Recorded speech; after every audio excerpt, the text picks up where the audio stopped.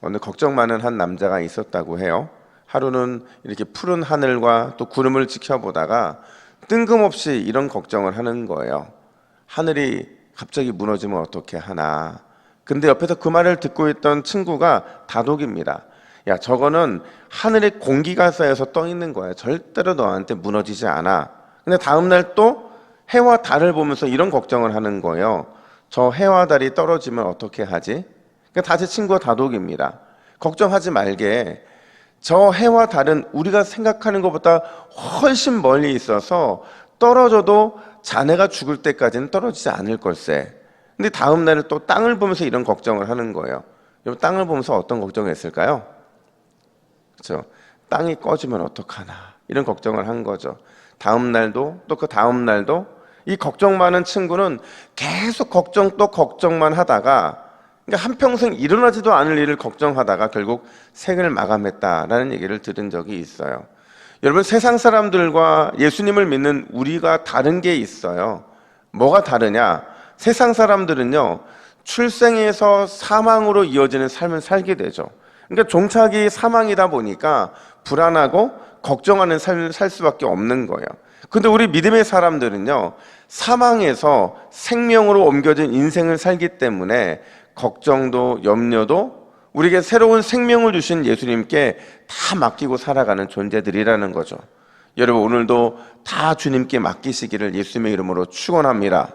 오늘 본문 19절부터 29절은요, 예수님의 답변이에요. 누구에 대한, 또 어떤 질문에 대한 답변이냐? 38년 된 병자, 이 병자를 예수님이 언제 고치셨어요? 안식일에 고쳤잖아요. 왜 안식일에 고쳤느냐라는 질문에 대한 답변이면서 동시에 이 병자가 자기의 자리를 들고 일어나 갔잖아요. 이건 일을 한 거거든요. 유대인들의 관점에서는.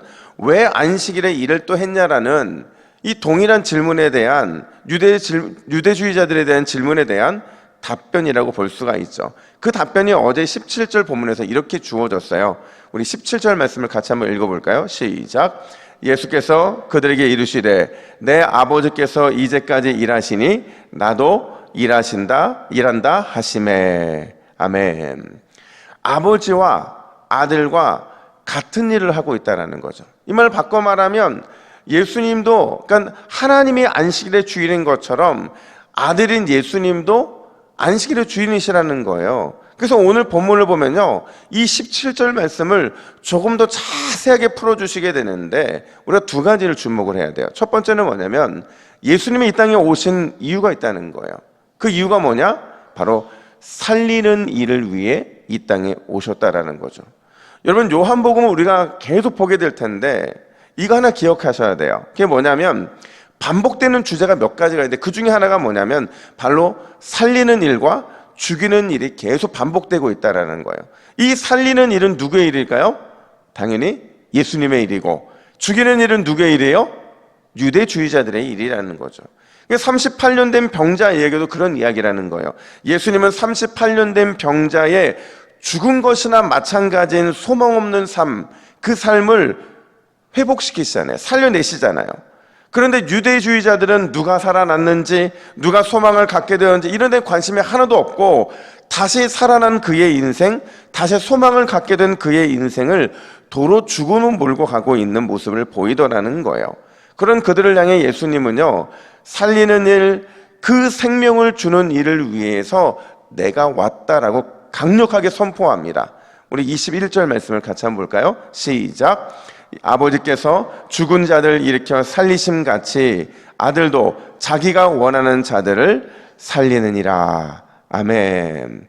자, 여러분, 하나님께서요, 이스라엘 역사에서 누군가를 죽인 적이 있을까요? 우리 하나님께서 죽이기 위한 목적으로 그 일을 행하신 적이 있을까요?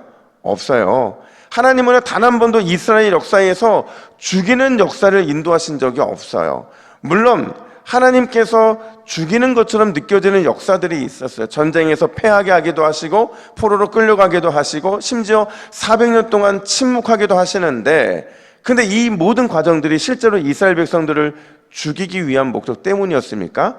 아니죠. 다시 살리기 위해서, 다시 회복시키기 위한 과정일 뿐이지 절대로 주님은 죽이시기 위해서 이런 일을 하신 적이 없다라는 거예요. 따라서 예수님은 왜 안식일에 사람을 고쳤냐는 질문에 이렇게 말씀하시는 거죠.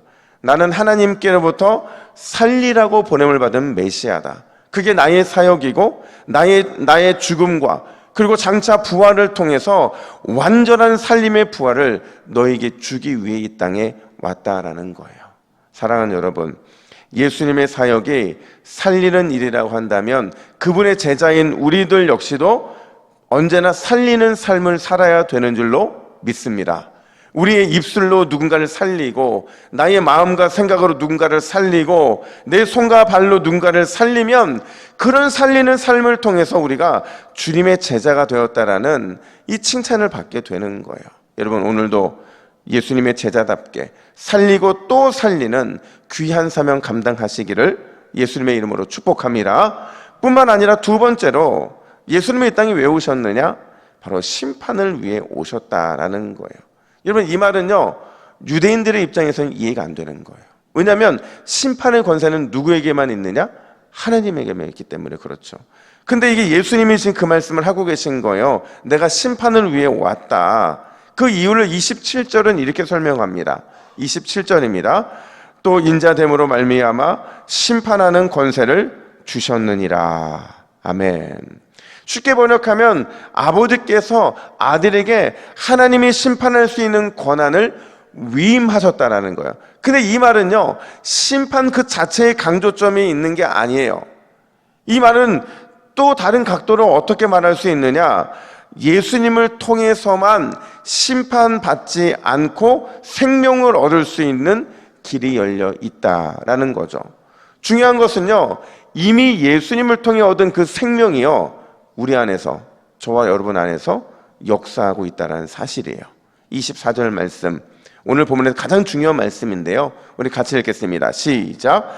내가 진실로 진실로 너희에게 이르노니 내 말을 듣고 또 나 보내신 이를 믿는 자는 영생을 얻었고 심판에 이르지 아니하나니 사망에서 생명으로 옮겼느니라. 아멘. 분명하고 확실하게 말씀하시는 거죠. 너희는 이미 생명을 얻었다. 이미 생명이 너희 안에서 역사한다는 거예요. 또 말씀하시죠. 이미 사망에서 생명으로 옮겨졌다.